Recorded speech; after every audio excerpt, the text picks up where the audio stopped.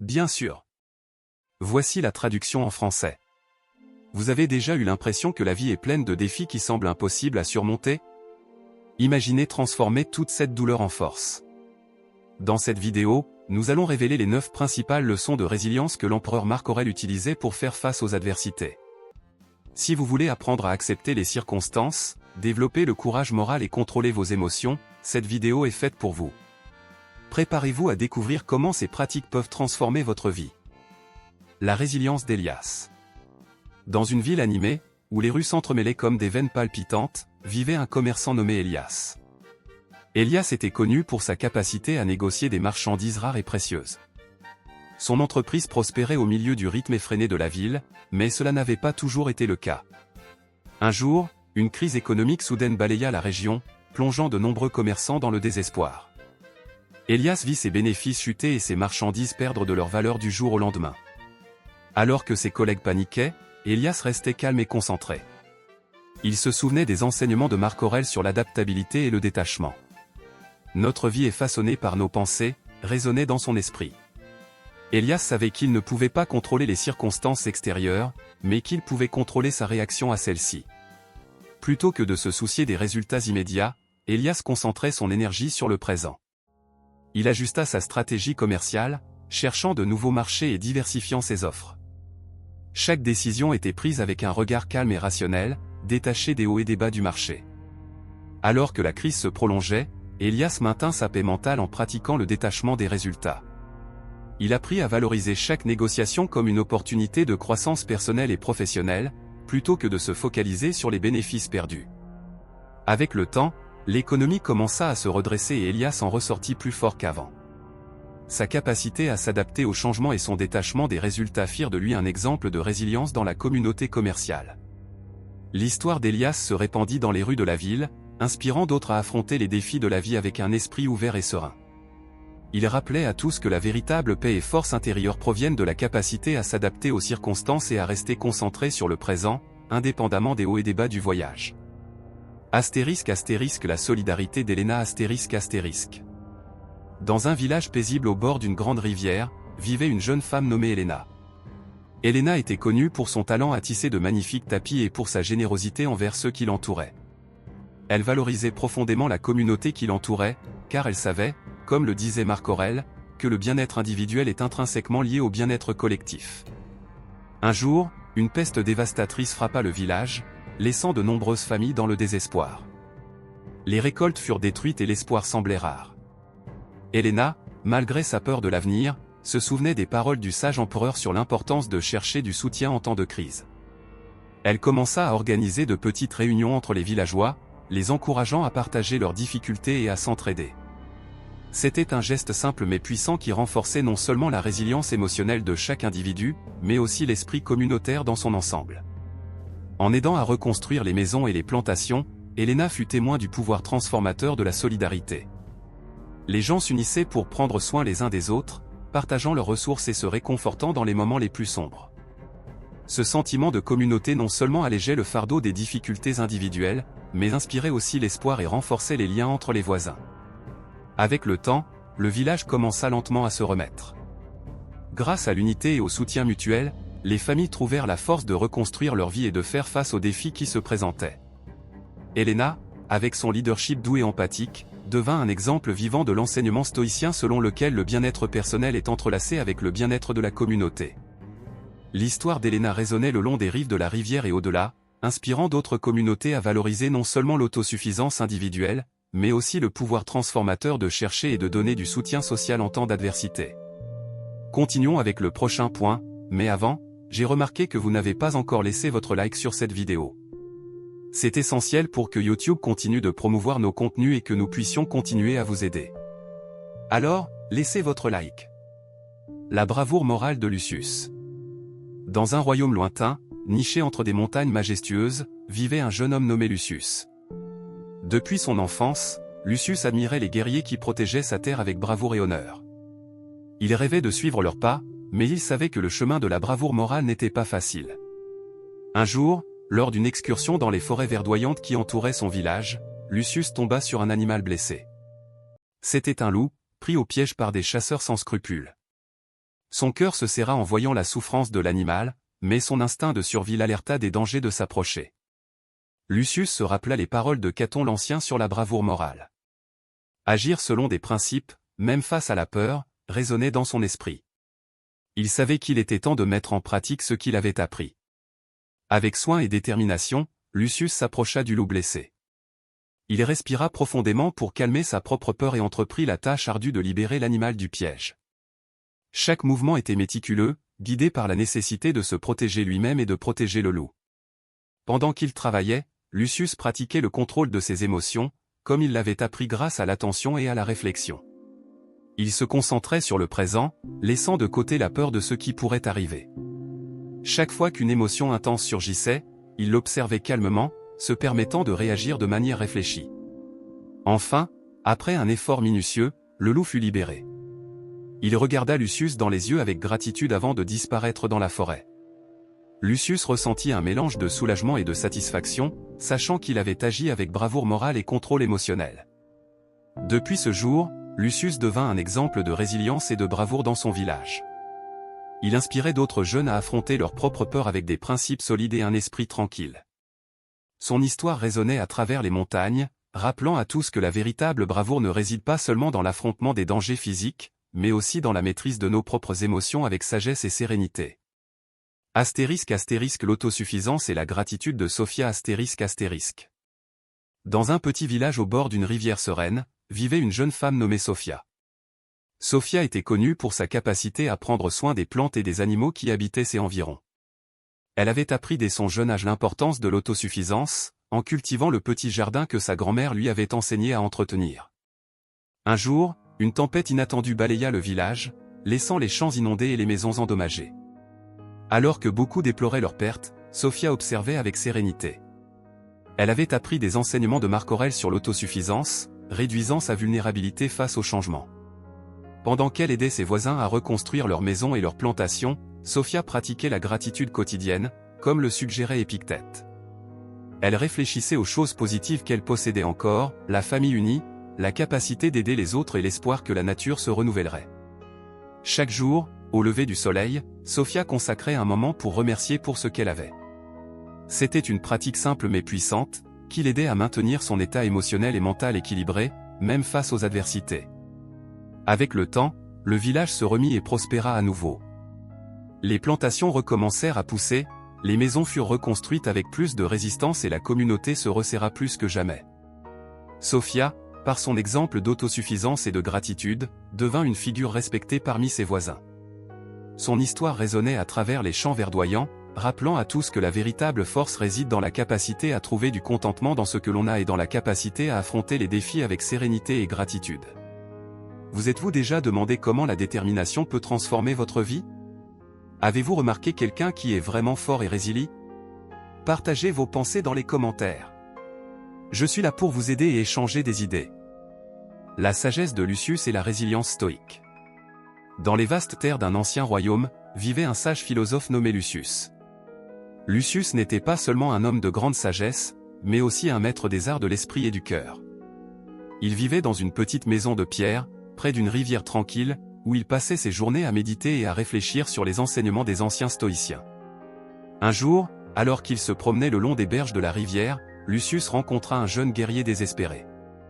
Le guerrier, nommé Marcus, était angoissé par les difficultés qu'il rencontrait dans son voyage pour devenir un grand leader. Il avait été vaincu au combat et était profondément perturbé par son échec. Lucius, avec son regard serein et sa voix tranquille, invita Marcus à s'asseoir à ses côtés.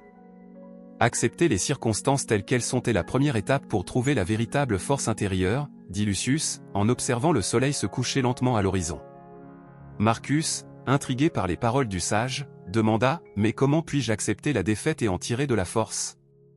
Le sage sourit gentiment et répondit « Mon jeune ami, l'empereur Marc Aurèle a enseigné que nous ne pouvons pas contrôler les événements externes, seulement notre réaction à ceux-ci. Accepter la défaite ne signifie pas se rendre, mais reconnaître la réalité telle qu'elle se présente. Ce n'est qu'en comprenant nos limites que nous pouvons réellement trouver des moyens de les surmonter. » Marcus réfléchit à ces paroles tout en observant le courant doux de la rivière. Il commença à comprendre qu'en acceptant sa défaite, il libérait le poids de ses attentes non réalisées. cela ne signifiait pas abandonner ses rêves de grandeur, mais ajuster sa stratégie et renforcer sa détermination pour les défis futurs. Lucius continua à guider Marcus dans son voyage de découverte de soi, lui apprenant non seulement à accepter les circonstances adverses, mais aussi à les transformer en opportunités de croissance personnelle et spirituelle. Chaque jour, Marcus devenait plus résilient, apprenant à trouver la paix intérieure même au milieu des tempêtes de la vie. Ainsi, sous la tutelle sage de Lucius, Marcus commença à comprendre la véritable signification de la résilience stoïque. Il réalisa que l'acceptation des circonstances n'était pas seulement une reddition passive, mais un puissant acte de courage et de sagesse. Avec le temps, Marcus devint non seulement un leader respecté, mais aussi un exemple vivant des enseignements qu'il avait appris. Et encore aujourd'hui, sur les berges tranquilles de cette rivière, la sagesse de Lucius continue de résonner, rappelant à tous que la véritable force réside dans l'acceptation des circonstances telles qu'elles sont, et dans le pouvoir transformateur que cela peut apporter à nos vies. *** La transformation de Théo grâce à l'autodiscipline stoïque ***. Dans une ancienne ville entourée de murailles imposantes, vivait un jeune homme nommé Théo. Théo était connu pour son esprit perspicace et son tempérament impulsif. Il rêvait de devenir un grand guerrier, mais ses émotions le conduisaient souvent à des problèmes. Un jour, lors d'un festival animé sur la place principale, Théo vit une compétition de tir à l'arc. Désireux de montrer son talent, il s'inscrivit sans hésiter. En se préparant à tirer, une pensée de doute traversa son esprit, « Et si je rate ?» La flèche vola, mais manqua la cible de peu. Théo ressentit un mélange de honte et de colère bouillonnant en lui. C'est alors qu'il rencontra Diogène, un vieux sage connu pour sa sagesse stoïque. Diogène, avec ses yeux tranquilles et sa voix sereine, s'approcha de Théo. « Perception et autodiscipline, mon jeune ami, » dit-il en observant Théo lutter avec ses émotions. Ce ne sont pas les choses en elles-mêmes qui nous perturbent, mais la manière dont nous les percevons. Tu vois l'échec comme un obstacle ou comme une opportunité d'apprendre et de grandir? Théo fronça les sourcils, réfléchissant aux paroles du sage. Il n'avait jamais pensé à ses propres perceptions de ses échecs. Diogène continua, « L'autodiscipline est comme un bouclier qui protège notre esprit contre les impulsions émotionnelles nuisibles. C'est la clé pour maîtriser nos réactions et choisir judicieusement nos actions. » Au cours des jours suivants, Théo passa des heures à s'entraîner avec Diogène. Il apprit à observer ses émotions sans se laisser dominer par elles. Peu à peu, il commença à voir chaque défi comme une opportunité de renforcer sa détermination et d'améliorer ses compétences. Un après-midi ensoleillé, lors d'un autre tournoi de tir à l'arc, Théo se retrouva face à la cible la plus difficile jusqu'à présent. Il prit une profonde inspiration, canalisant sa concentration et appliquant les enseignements de Diogène. Sa flèche fendit l'air et atteignit le centre de la cible, remportant non seulement la victoire, mais aussi un profond sentiment d'accomplissement intérieur. Depuis ce jour, Théo devint connu non seulement pour ses compétences en tant que guerrier, mais aussi pour son calme et son autodiscipline. Il inspira les autres à affronter leurs défis avec un esprit clair et déterminé, rappelant à tous que la véritable force réside dans la manière dont nous percevons le monde qui nous entoure et dans la discipline que nous exerçons sur nous-mêmes. Merci d'avoir suivi nos contenus. Pour ne pas manquer nos prochaines vidéos, abonnez-vous à notre chaîne dès maintenant. Nous sommes impatients de partager avec vous d'autres contenus précieux. À bientôt. La persévérance de Miguel. Dans une ville animée, entourée de murailles imposantes, vivait un jeune homme nommé Miguel. Miguel rêvait de devenir un artisan renommé de l'âme, suivant les traces de son grand-père, un maître forgeron respecté dans la région. Cependant, son chemin était semé d'embûches et d'obstacles inattendus. Dès son plus jeune âge, Miguel apprit de son grand-père l'importance de la persévérance et de la patience sur le chemin de la maîtrise. Il se souvenait des paroles d'Épictète sur la manière de répondre aux événements extérieurs avec un contrôle intérieur. Cela devint son mantra alors qu'il affrontait les hauts et les bas de l'apprentissage de l'art de la forge. Pendant des années, Miguel se dévoua sans relâche à son métier, apprenant de chaque erreur et célébrant chaque petite réussite. Il savait que la résilience était un processus continu, nécessitant non seulement des compétences, mais aussi un état d'esprit ferme et résilient. Dans son parcours, Miguel fit face à des moments d'incertitude et de découragement. Il y eut des jours où ses lames ne sortaient pas comme il l'espérait et il était tenté d'abandonner. Cependant, il se souvenait de la leçon de patience enseignée par Épictète, tolérer l'incertitude et continuer à avancer progressivement. Avec le temps, Miguel vit son travail évoluer. Ses lames gagnèrent en beauté et en précision, reflétant non seulement son habileté technique, mais aussi sa persévérance inébranlable. Chaque marque sur les lames racontait l'histoire de nombreuses heures de travail acharné, de tentatives et d'erreurs, et d'un engagement indéfectible envers l'excellence. Enfin, le jour arriva où Miguel forgea une lame qui non seulement répondait aux attentes, mais les surpassait. C'était un chef-d'œuvre qui brillait sous le reflet de la lune, une preuve de sa dévotion et de ses apprentissages au fil des années. Son histoire de persévérance et de patience se répandit dans la ville, inspirant de jeunes apprentis et des artisans expérimentés. Miguel ne devint pas seulement un maître forgeron respecté, mais aussi un exemple vivant du pouvoir transformateur de la résilience stoïcienne. Il enseigna à tous que, face aux défis de la vie, la clé du succès réside dans la détermination constante et la capacité de contrôler notre réponse aux événements extérieurs avec patience et fermeté d'intention. Astérisque la sagesse de Daniel astérisque. Dans un village tranquille situé au sommet d'une colline verdoyante, vivait un sage nommé Daniel. Daniel était connu pour sa sagesse et sa patience, toujours prêt à offrir des conseils avisés aux habitants du village. Il comprenait profondément l'importance de l'apprentissage continu et de l'adaptation, des principes fondamentaux du stoïcisme qui guidaient sa vie. Depuis son jeune âge, Daniel se plongeait dans les enseignements des anciens philosophes stoïciens.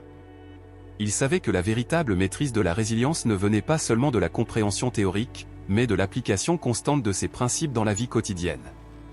Accepter que la croissance et le changement soient des processus nécessitant du temps était une leçon qu'il partageait souvent avec les plus jeunes du village. Un après-midi ensoleillé, lorsqu'une tempête inattendue dévasta une partie des cultures du village, Daniel se retrouva face à un test de sa propre résilience. Au lieu de désespérer, il rassembla les habitants et les encouragea à affronter ensemble ce défi. Accepter les circonstances telles qu'elles sont et s'adapter au changement est essentiel, dit-il, rappelant les principes stoïciens de Marc Aurèle. Dans les jours qui suivirent, Daniel dirigea les efforts pour reconstruire ce qui avait été perdu. Il était toujours ouvert à l'apprentissage continu, recherchant de nouvelles techniques agricoles et des moyens d'améliorer la résistance des cultures aux intempéries. Sa capacité à s'adapter aux circonstances et à inspirer les autres à faire de même renforça la cohésion du village. Avec le temps, les cultures furent restaurées, plus résilientes qu'avant. Daniel, avec sa sagesse et son exemple pratique, devint un phare d'espoir et de force dans la communauté. Son histoire ne résonnait pas seulement parmi les habitants du village, mais inspirait aussi d'autres à embrasser l'apprentissage continu et à s'adapter aux changements inévitables de la vie.